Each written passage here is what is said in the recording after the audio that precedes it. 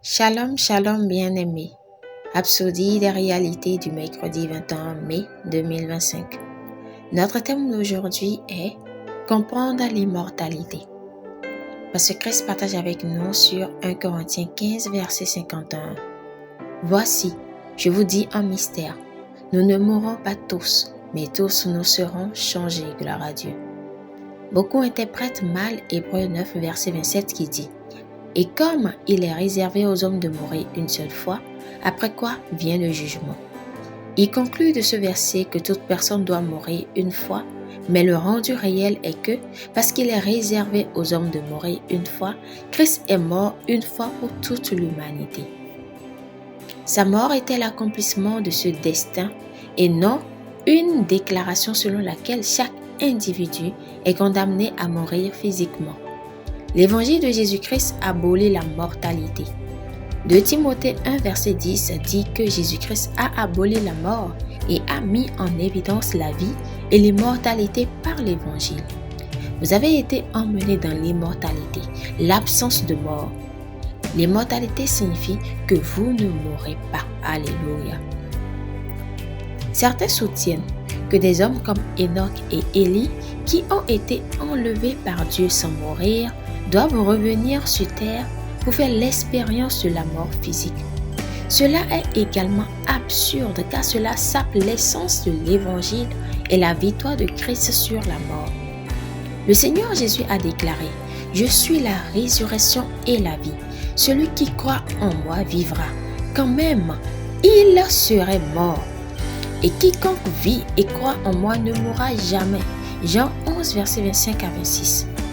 La révélation de la vie éternelle est vitale.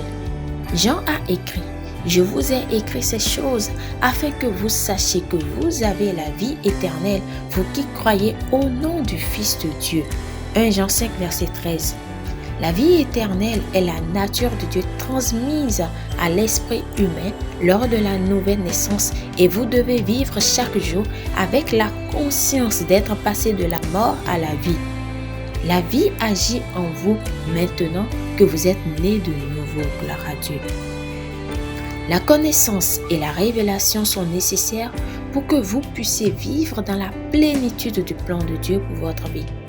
La mortalité a été vaincue et vous avez été appelés à marcher dans les domaines et la réalité de l'immortalité.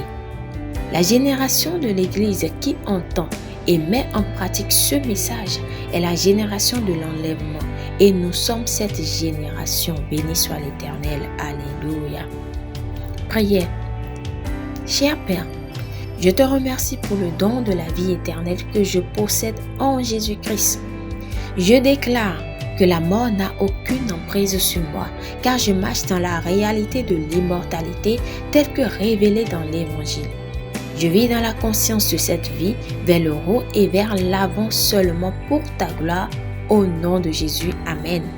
Pour une étude approfondie, nous lisons 1 Jean 5, verset 11 à 12, 1 Corinthiens 15, verset 53, Romains 8, verset 10 à 11.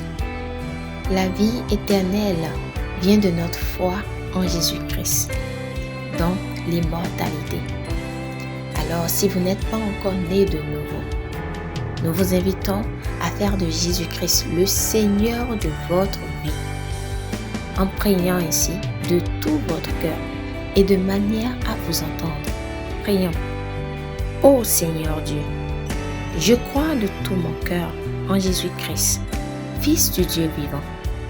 Je crois qu'il est mort pour moi et Dieu l'a ressuscité des morts. Je crois qu'il est vivant aujourd'hui. Je confesse de ma bouche que Jésus-Christ est le Seigneur de ma vie à partir d'aujourd'hui. Par lui et en son nom, j'ai la vie éternelle. Je suis né de nouveau.